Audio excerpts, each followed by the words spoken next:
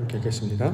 새 노래 곧 우리 하나님께 올릴 찬송을 내 입에 두셨으니 많은 사람이 보고 두려워하여 여호와를 의지하리로다. 아멘. 시편 40편 1절부터 3절까지 본문입니다. 여호와께서 나의 부르짖음을 들으셨도다. 여호와께서 나의 부르짖음을 들으셨도다 라고 하는 말씀의 제목입니다. 시편 말씀을 좀 살펴보고자 하는데요. 시편은 특징이 하나 있습니다. 무엇이냐면 파란색 글자에 제목이 붙어 있다라는 거죠. 자, 파란색 글자의 제목은 시편에만 있는 것이 아니라 우리가 다른 성경책들을 보더라도 단락단락마다 제목들이 붙어 있는 것을 우리가 살펴볼 수 있습니다. 자, 그러면 다른 성경들에 나와 있는 제목들과 시편에 붙어 있는 제목들은 어떤 차이가 있는가? 다른 성경들에 붙어 있는 제목들은 이 성경을 편집하는 사람들이 나중에 후대에 따로 이 내용을 정리해서 그 주제와 내용을 요약한 것으로 나중에 성경을 편집한 사람들이 붙인 제목입니다. 자, 본 단락의 주제가 이것입니다. 이렇게 이제 친절하게 설명을 붙여놨던 거죠.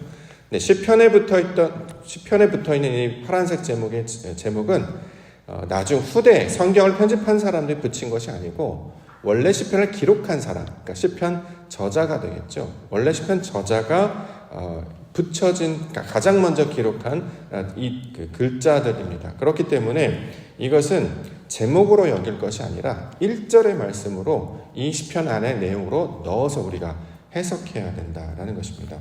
왜냐하면 이 시편의 제목처럼 보여지는 그 제목 위에 붙어있는 파란색 글자는 별도로 나와 있는 것이 아니라 원어 성경 히브리어를 보시게 되면 이 다윗의 시 인도자를 따라 부르는 노래가 1절 안에 들어와 있습니다.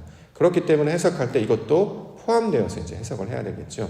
그런데 이렇게 이제 제목처럼 보여지는 이유로 우리 가운데 제시하는 것은 이 시편의 전체적인 주제가 어떤 것이고 이것을 해석하는 키워드를 우리 가운데 이제 제공하고 있다라는 거죠. 그래서 시편의 제목들은 이 다른 성경에 붙어 있는 제목들과 좀 구별하여서 이 내용을 이렇게 참조하여서 살펴보는 것이 해석하는 데 도움이 되고 있습니다. 찾아볼까요? 이제 다윗의 시라고 이제 먼저 붙어져 있어요. 다윗의 시 그러면 우리는 여태까지 어떻게 알았냐면 이 시를 누가 지었어요? 다윗이 지었구나 이제 이렇게 보통 해석했단 말이죠. 이제 이거는 이제 글자로 보여지는 얘기고 의도가 있을 거란 말입니다. 뜻이 있다라는 거죠. 영과 진리로 이 말씀 우리가 영으로 해석을 할 수 있어야 되기 때문에 다윗의 시라고 하는 뜻이 무엇인가를 살펴봐야 될 것입니다. 다윗의 시라고 하는 것은 우리가 이제 전에도 말씀드렸다시피 다비드를 기억하시는 게 이 해석에 도움이 된다는 거죠. 앞에 있는 것과 뒤에 있는 것이 똑같은 모양이 된다는 거예요. 앞에 있는 것은 하나님의 것이고 뒤에 있는 것은 사람의 것입니다. 앞에 있는 것은 하늘의 것이고 뒤에 있는 것은 땅의 것입니다. 그러니까 하늘에 있는 것과 땅에 있는 것이 똑같은 모양이 되는 것을 이 내용을 통해서 지금 가르쳐주고 있다는 거죠. 특별히 다윗의 인물을 살펴본다고 하면 하나님의 뜻이 사람 안에 똑같이 이루어지는 상태, 이걸 하나님 마음에 합한 자라고 보통 이제 이야기하기도 하죠. 그래서 그것을 인물로 설명할 때 다윗이다. 다윗이 그런 인물로 제시하고 있기 때문에 그렇습니다. 자, 지금 우리가 이제 다윗이라는 사람이 쓴 글이다.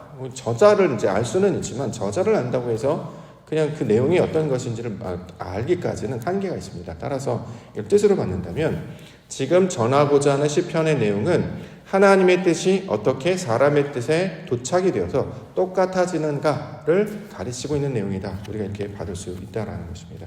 그래서 다른 시들도 다윗의 시라고 나오면 다윗이 지었다라기보다는 하나님의 뜻이 내 안에 그대로 이루어지는 상태가 되는 것을 가리키고 있는 말이다. 이렇게 이제 받으시면 좋습니다. 이걸 다른 말로 뭐라고 하냐면 기도라고 부릅니다. 우리가 이제 시라고 이제 보통 표현하는데 우리가 이제 기도라는 걸 하잖아요.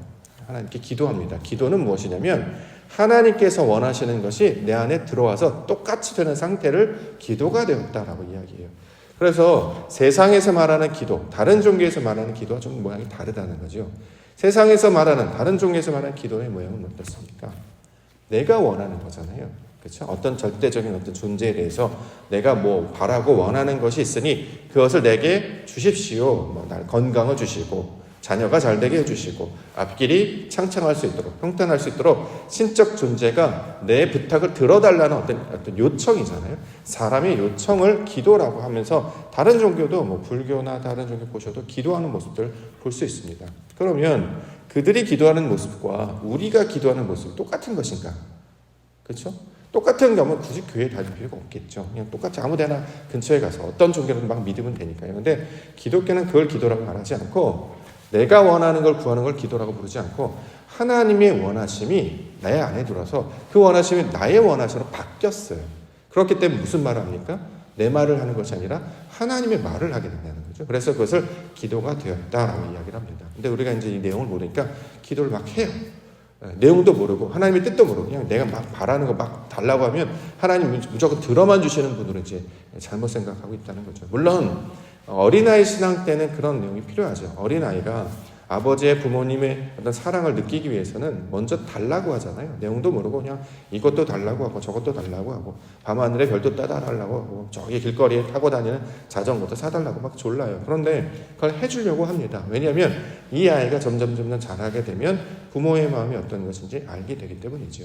자, 그런데 이제 성숙한 자, 장성한 분량, 하나님의 뜻으로 변화된 자들은 이제 내가 원하는 말을 하는 것이 아니라 하나님께서 원하시는 말을 내가 그대로 배워서 나의 말로 하나님의 말을 하는 것이기 때문에 그것이 바로 오늘 본문에 나오는 인도자를 따라 부르는 노래라는 말로 지금 설명하고 있는 것입니다. 이것이 이제 다윗의 시라고 하는 내용이고 인도자를 따라 부르는 노래라고 했기 때문에 인도자가 누가 되겠습니까? 하나님이 되겠죠. 하나님께서 말하게 하시는 것을 그대로 나도 배워서 말을 하는 것. 그래서 인도자라고 지금 번역을 한 것입니다. 이걸 이제 개역 한글 번역본을 보시면 영장으로 한 영장, 누군가 명령으로 말한 이런 뜻으로 기록을 했는데 인도자를 따라 부른다라고 하는 것은 내가 원하는 방식과 내 목소리를 낸다가 아니라 누군가 말하게 하심을 따라 나도 그 말을 배워서 그대로 말하는 것을 가리키고 있는 말입니다. 그렇기 때문에 여기 인도자는 하나님이 될 것이고 하나님은 자신을 무엇으로 계시하셨습니까? 말씀으로 계시하셨어요. 특별히 기록된 말씀. 그래서 기록된 말씀을 따라 그 근거를 따라 우리도 동일하게 말하게 되는 것을 기도, 다른 말로 시라고 한다. 이제 이렇게 지금 설명하고 있습니다. 그러므로 이제 시편을 대하실 때는 문학적인 어떤 장치, 우리가 뭐 소설, 뭐 장르적 이렇게 분류하지 않으면 시 뭐 이렇게 표현하기도 한데 시가 가지고 있는 원래 노래는 그냥 기도라는 뜻인데 그 기도는 하나님께서 원하시는 것을 내게도 이루어지게 하셔서 하나님의 모양과 내 모양이 똑같아진 상태를 가리켜서 전하고 있는 내용이다. 이것들로 우리가 살펴볼 필요가 있습니다. 그렇게 된다면 우리가 이제 새벽 기도를 나왔기 때문에 기도를 어떻게 해야 되는지를 알 수 있겠죠. 처음에는 이제 내가 원하는 것들을 구하는 자들이 이 말씀을 대할 때마다 점점 하나님의 목소리로 바뀌게 된다는 거죠. 자, 이것을 구원이라고 말하고 그런 과정을 통해서 우리를 하나님의 뜻 가운데 거하게 하시고 하나님의 모양과 똑같이 만들어진 역사를 경험하게 될 것입니다. 자, 이것들을 가지고 하나님께서 원하신 것들을 우리의 입술로 고백하는 큰 은혜 누리는 우리 성도님들 되시기를 원합니다. 구절들을 살펴볼게요. 1절 보겠습니다. 내가 여호와를 기다리고 기다렸더니 귀를 기울이사 나의 부르짖음을 들으셨도다. 자, 기다리고 기다렸다. 이게 이제 문학적 표현이기도 하고 이제 성경적 방법이기도 한데 기다리고 기다리면 내가 하나님을 열심히 기다린 것 같은 느낌이 들잖아요. 근데 이제 성경 그걸 말하는 게 아니고 앞에 있는 기다리다라는 것은 하나님께서 하시는 것이고 뒤에 있는 기다리다라고 하는 것은 사람의 편에서 받는 것입니다. 그러니까 여호와의 기다림이 나의 기다림이 되었습니다. 이제 사실은 원어로 해석하면 그 뜻으로 해석을 해야 됩니다. 여기서 이제 기다리다라고 번역을 했는데 이 기다리다가 번역한 것은 무슨 뜻이냐면 소망이라는 단어, 우리가 믿음, 소망, 사랑할 때 썼던 그 소망이라는 단어를 지금 우리에게 말하고 있습니다. 무언가를 바란다는 거잖아요. 하나님께서 뭘 바라세요? 우리를 바라세요. 하나님께서 우리를 바라심이 우리 안에 들어와서 우리도 하나님을 바라는 상태. 그걸 뭐라고 합니까? 다비드라고 한다는 거죠. 앞에 것하고 뒤에 것 똑같은 거죠. 하나님께서 원하시는 것이 나의 원함이 되는 거예요. 그걸 기다렸더니 내가 기다린 자가 되었습니다. 라고 지금 이야기하고 있는 것이죠. 자, 그러면 하나님께서 원하시니까 동일한 모습이 되었기 때문에 하나님의 원함, 하나님의 소망이 결국 내 원함, 내 소망이 되었습니다. 이걸 뭐라고 합니까? 기도라고 합니다. 여호와가 내 안에 들어온 것이다 라고 말합니다. 이걸 뭐라고 부르느냐? 그 다음에 나타나는 단어 부르짖음을 들으신 상태가 된 것이다 라고 이야기하는 것입니다.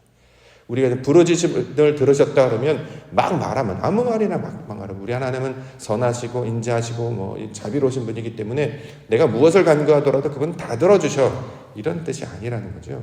자, 부르짖음을 들으셨도다 하는 것은 우리가 부르짖는다라고 하는 건 결국 하나님의 모양으로 바뀌는 걸 가리키고 있는 말이거든요. 하나님의 뜻이 내 안에 들어오는 상태를 부르짖는다라고 이제 이야기하는데 그것이 이루어졌다라는 거예요.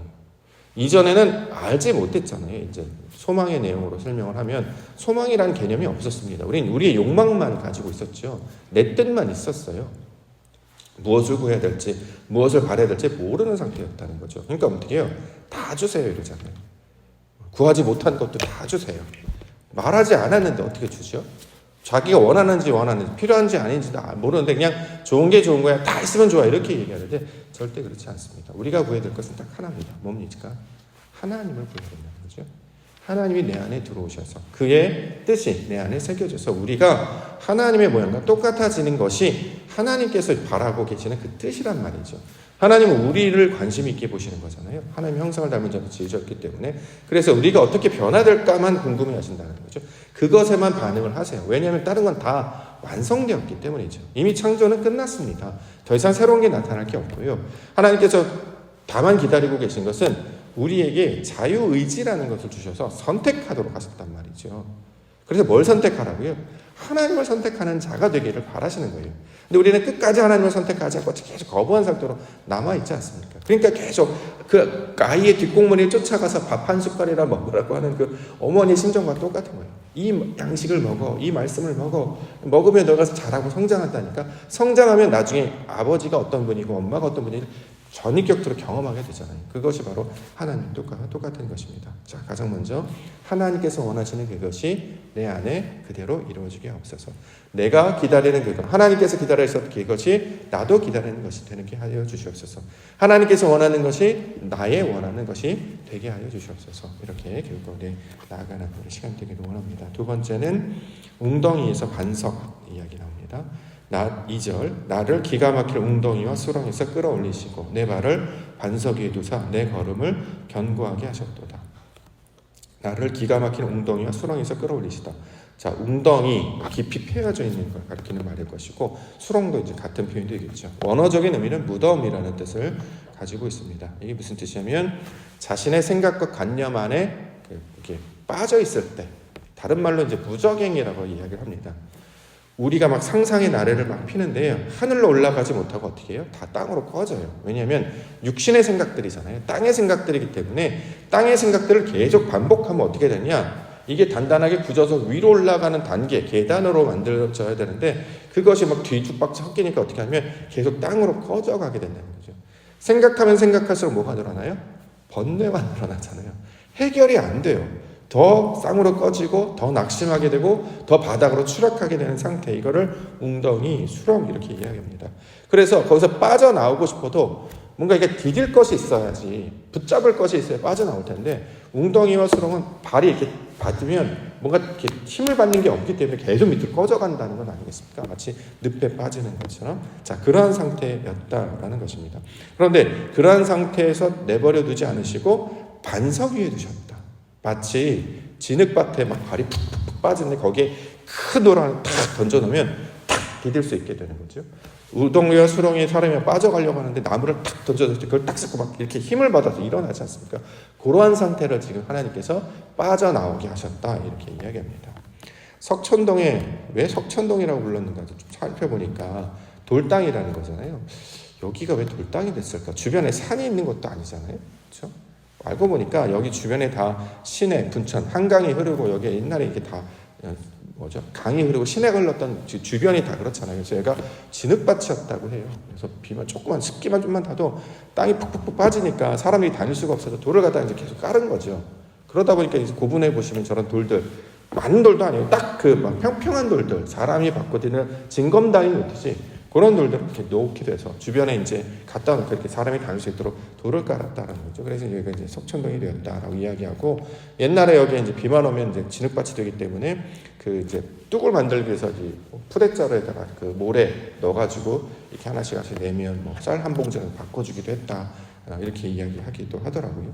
어쨌든 이 진흙밭에 돌 같은 어떤 단단히 디딜 것이 있어야 사람이 버티고 일어서는 것처럼 우리의 마음 가운데, 상념 가운데 있으면 우리는 기초가 없어요.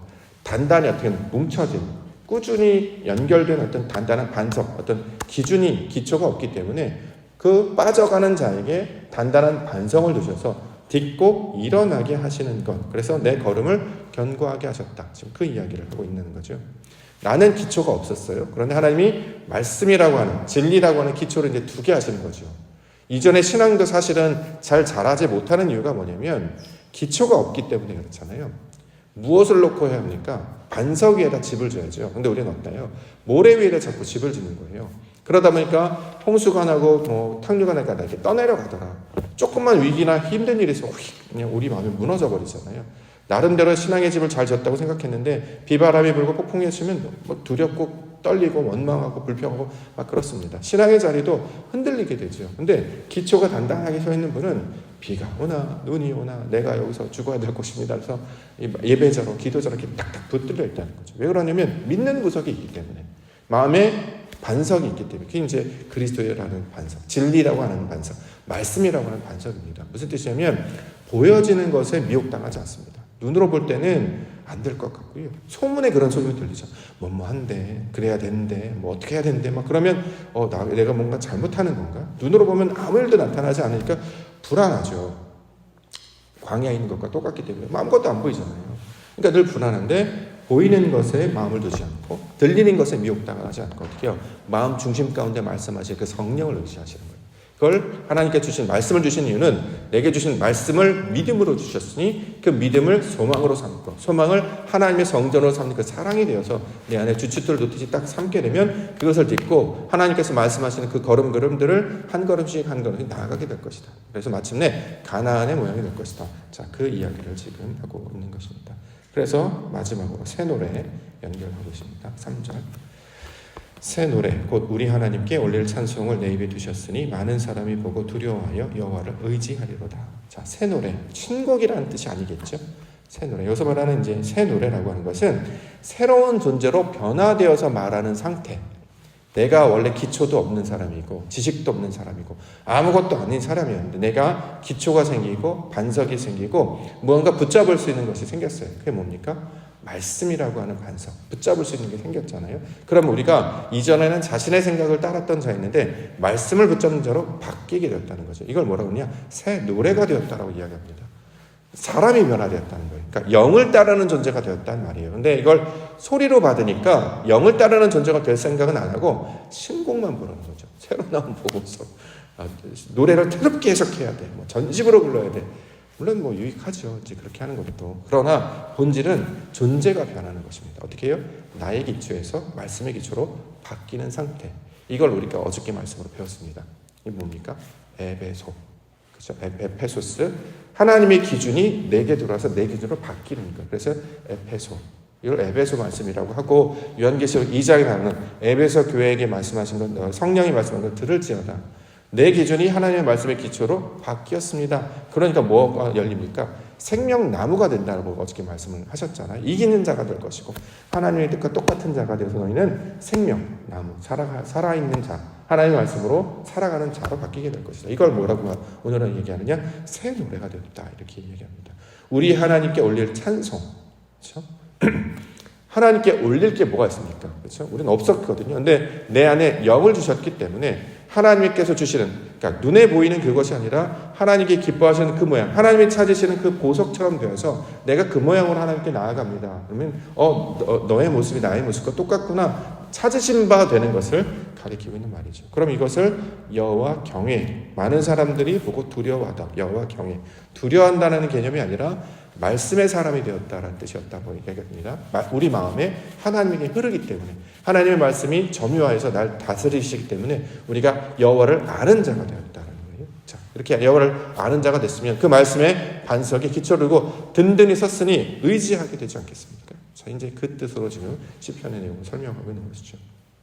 이처럼 우리 신앙이라고 하는 것은 말씀 안에서, 하나님 안에서, 말씀 안에서 하나님의 모양으로 지어져 가는 것을 가리키고 있는 말입니다. 이걸 가리켜서 에베소라고 부른다는 거죠. 그래서 에베소서 말씀을 보면 지어져 간다라는 표현, 그리스도와 교회가 연합해서 한 몸이 되었다, 이런 이야기가 나오는 게 말씀과 결합해서 살라라는 것입니다. 그러면 보이는 것, 듣는 것, 세상의 어떤 말하는 것, 또 마음 가운데 막 떠오르는 막 이상한 생각들, 그거 아니라 성경, 우리에게 주신 그 성경의 진리를 붙잡고 나아가게 될 때 하나님의 말씀과 동행하는 자가 될 것이다. 그래서 그 말씀이 보여지는 육신으로 찾아오신 분이 누구십니까? 예수 그리스도시잖아요. 현현하신 분. 하나님의 말씀이 실제로 보여지는 사람으로 오신 분. 그분이 이제 영으로 우리 가운데 들어오셨기 때문에 우리의 삶의 모델이 예수 그리스도가 된다라는 거죠. 왜냐하면 그는 하나님의 본체시고 하나님 형상이시기 때문입니다. 나를 낮추고 그렇죠? 나의 뜻대로 하지 않는 것이 하나님의 방식입니다. 그렇게 되면 놀랍게도 새로운 모양, 새 노래가 되어서 하나님이 기뻐하시는 모양대로 살아가게 됩니다. 그래서 그가 말씀하시는 곳마다 내가 나아가겠습니다. 그가 보여주시는 곳마다 나아가겠습니다. 그러할 때 하나님께서 영광의 길로 또 구원의 길로 우리를 인도해 주실 것입니다. 유월한 날도 하나님의 진리의 말씀만을 붙들고 보여지는 것, 여러 가지 경험들, 내가 했던 그 기초들, 내 방식들 다 헛된 것들이었다는 걸 깨닫게 된다면 이제 감동을 따라 나아가셔야 된다는 거죠. 영과 진리라고 하는 것은 하나님께서 감동, 말씀을 감동으로 주셨다고 했죠. 그럼 우리가 말씀을 통해서 깨달아야 되는 것은 그 말씀 안에 담겨있는 감동을 받으셔야 되는 거죠. 그래서 우리가 감동을 되게 좋아하지 않습니까? 왠지 모르겠어요. 정확하게 설명 못해요. 그러나 이게 바로 하나님께서 원하시는 그것이겠구나 라는 것들을 성령의 음성으로 듣게 해주실 줄 믿습니다. 우리가 말할 수 없는 탄식으로 기도할 때에 성령이 간구하심을 우리가 믿고 그 음성을 따라 오늘도 주의 말씀과 동행하며 나아가시는 우리 믿음의 선언님 되시기를 주의 이름 간절히 축원합니다. 기도하겠습니다.